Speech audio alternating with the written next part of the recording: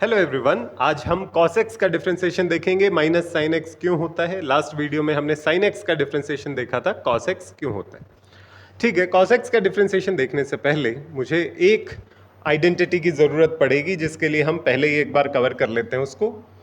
cos c minus cos d की identity.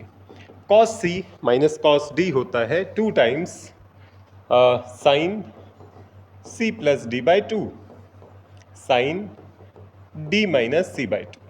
ये identity हम 11th क्लास में पढ़ते हैं, इसकी हमें ज़रूरत पड़ेगी इसको सिंप्लीफाई करते वक्त। ठीक है, अब डिफरेंशिएशन शुरू करते हैं कि मेरे पास फंक्शन एफ एक्स दिया हुआ है cos x। बात सही है।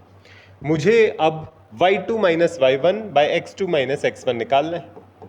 y2 minus y one by x two minus x one. पर ये dy बाई डी एक्स केवल तभी कहा जा सकता है जब ये x2 माइनस एक्स वन का डिफरेंस इनफाइनाइटेसिमली स्मॉल हो, y2 माइनस वाई वन का डिफरेंस इनफाइनाइटेसिमली स्मॉल हो। ये कब पॉसिबल है? ये तब पॉसिबल है जब मैं x1 y1 पॉइंट और x2 y2 पॉइंट से एक दूसरे के इनफाइनाइटेसिमली क्लोज लूँ। अगर इनफाइनाइटेसिमली क्लोज लूँगा तो इसका मतलब x2 की वैल्यू x1 के पास होनी चाहिए। बात सही है। इसको कैसे हम पक्का कर रहे थे कि x2 x1 की वैल्यू पास पास आएंगी? मैं कोई x1 पॉइंट ले लेता हूँ, लेटेस्ट से मैं x1 लेता हूँ c। तो जो x2 पॉइंट है वो x1 पॉइंट के पास होना चाहिए। तो इसको लिखने का तरीका ये होता है कि x1 पॉइंट में c में मैं h ऐड कर देता हूँ। h ऐड करने का मतलब हुआ कि x2 पॉइंट x1 से थोड़ा सा आगे है, और h की वैल्यू मैं बोलता हूँ इट टेंड्स टू 0। अगर h की वैल्यू 0 के पास है तो इट विल इंश्योर कि जो x1 और x2 की वैल्यू है वो एक दूसरे के क्लोज रहे, क्योंकि h की वैल्यू 0 के पास हुई तो x2 की वैल्यू c के पास है जो कि x1 है। तो इसका मतलब x1 हो जाएगा c, तो x2 होना चाहिए c प्लस h। दो पॉइंट्स लिए, दो साइड बाय साइड है। अगर x1 की वैल्यू c है तो y1 की वैल्यू होगी, फंक्शन में x की वैल्यू रखेंगे तो ये y की वैल्यू कहलाती। तो y1 बनेगा cos c, y2 बनेगा x2 की वैल्यू फंक्शन में रखेंगे तो y2 मिलेगा cos c प्लस h। ठीक है, और हमें क्या निकालना है? y2 minus y one by x two minus x one. तो dy बाई डी एक्स बनेगा y2 minus y one cos c plus h minus cos c divided by x2 minus x1 c plus h minus c। और ये situation कब है? जब h की value limit h tends to 0, जब h की value 0 के पास है। तो ये सॉल्व करने के लिए c से तो c कैंसिल हो जाता है। अब मुझे ध्यान देना है कि ये cos c minus cos d का फॉर्मूला बन रहा है जो कि यहाँ पे लिखा हुआ है, इसको हम यूज कर लेते हैं। cos c minus cos d बनता है 2 sine c plus d by 2।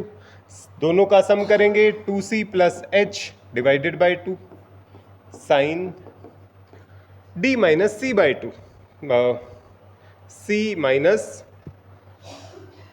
c plus h divided by 2 sine c plus d by 2 d minus c by 2 divided by h. Formula put कर लिया हमने और एच की वैल्यू 0 के पास। इसको और सिंप्लीफाई कर लेते हैं। और सिंप्लीफाई कैसे करेंगे? अगर इसकी वैल्यू बनती है 2 times sine 2c plus h by 2 sine minus h by 2 divided by h. Last video में भी हमने किया था कि जब x की वैल्यू 0 के पास हो तो sine x divided by x, जब x की वैल्यू 0 के पास हो तो sine x divided by x 1 के पास होता है जब x टेंड्स टू 0 होता है। तो इसको हम यूज़ करते हैं। अब माइनस एच बाई 2 की वैल्यू, जब h की वैल्यू 0 के पास है, माइनस एच बाई 2 की वैल्यू भी 0 के पास है, h की वैल्यू भी 0 के पास है। तो दोनों की वैल्यू 0 के पास जा रही है, x x दोनों की वैल्यू 0 के पास जा रही है, पर दोनों आइडेंटिकल, यहाँ तो दोनों आइडेंटिकल हैं, यहाँ दोनों आइडेंटिकल नहीं है। आइडेंटिकल बना लेते हैं। आइडेंटिकल बनाने के लिए एक माइनस साइन से मल्टीप्लाई डिवाइड, h बाई 2 बनाना है, 2 से डिवाइड 2 से मल्टीप्लाई, ये बन जाएगा। अब ये जो पार्ट है ये साइन x बाई एक्स की तरह काम करेगा, इसकी वैल्यू 1 के पास मिलेगी। तो अगर इसकी वैल्यू 1 के पास मिलेगी तो इस पूरे एक्सप्रेशन की वैल्यू मिलेगी 2 से तो 2 कैंसिल, माइनस 1 इंटू एच की वैल्यू 0 के पास मिलेगी तो sine c 2c plus h by 2 की वैल्यू मिलेगी 2c बाई 2 c के पास। और h की वैल्यू 0 के पास है तो माइनस एच बाई टू की वैल्यू भी 0 के पास, दोनों की वैल्यू 0 के पास, दोनों identical sine x by x की तरह काम करेंगे, वैल्यू आएगी 1 के पास, तो इसकी वैल्यू आती है माइनस साइन c। किसी x is equal to c point पे अगर आप dy बाई डी एक्स निकालते हो किसका, cos c का, तो निकल के आता है माइनस साइन c। तो d by d x of cos x at x is equal to c आता है माइनस साइन c। किसी रैंडम पॉइंट x पे निकालेंगे तो x की c की जगह आप x यूज कर लीजिए, तो d by d x of cos x आ जाएगा minus sine x at any point x, at any point x। कि किसी x is equal to c पे माइनस साइन c आ रहा था तो x is equal to x पे माइनस साइन x, इसका डिफरेंशिएशन आएगा। I hope it is clear. देखो इसमें कोई डाउट है तो, अगर आपको डाउट है तो कमेंट सेक्शन में आप लिख सकते हैं, उसकी क्लैरिफिकेशन हम नेक्स्ट वीडियोस में कवर कर सकते हैं। ठीक है, एक और कर लेते हैं, कॉस का डिफरेंशिएशन किया है, टेंजेंट का और देख लेते हैं, सिमिलर से साइन कॉस टेन तीनों कवर हो जाएंगे।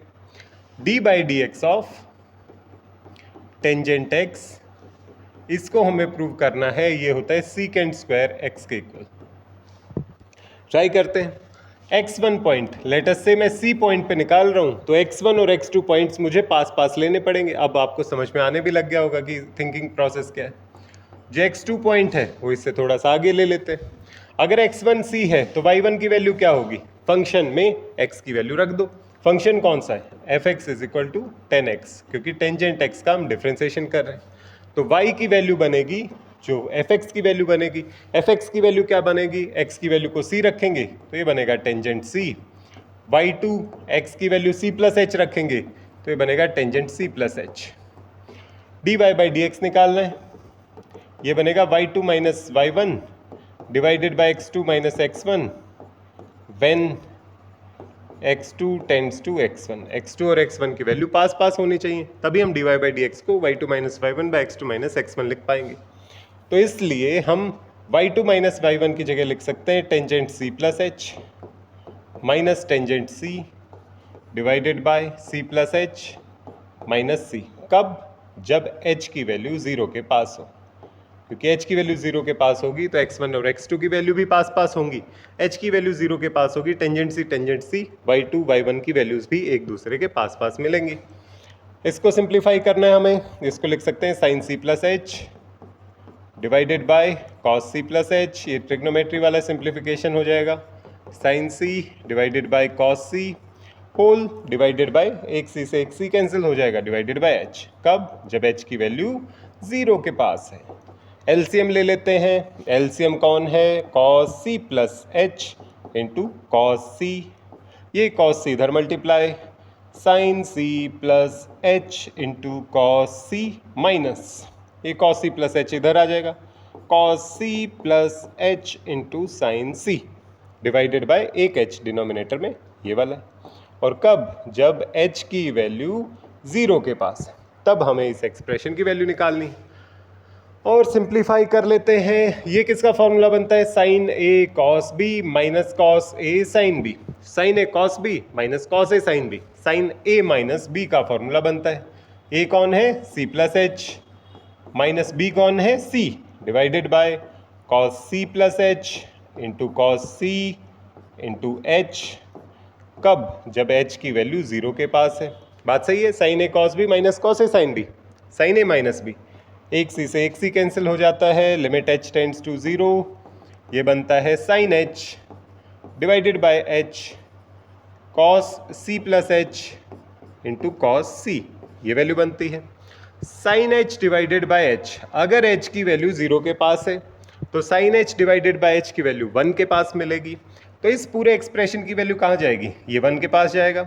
h की वैल्यू 0 के पास हुई तो ये एक्सप्रेशन cos c के पास और ये cos c के पास, ये बनता है 1 by cos square c। Cos square c होता है secant square c, secant square c आ गया हमारा डिफरेंशिएशन। किसका डिफरेंशिएशन, टेंजेंट x का डिफरेंशिएशन।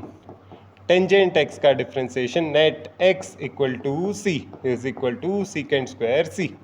जब x की वैल्यू c है, डिफरेंशिएशन सीकेंड स्क्वायर c है, x की और कोई जनरल वैल्यू यूज करेंगे तो इसकी वैल्यू सीकेंड स्क्वायर x आ जाएगी। तो इस वजह से कहते हैं टेंजेंट एक्स का डिफरेंशिएशन सीकेंट स्क्वायर एक्स होता है। तो हमने साइन कॉस टेन का देखा है, कॉट, कॉसिकेंट और सीकेंट का आप ट्राई करके देखना, अगर पॉसिबल हुआ तो उसको भी हम वीडियोस में कवर करने की कोशिश करेंगे। आई hope it is clear. Next video में मिलते हैं।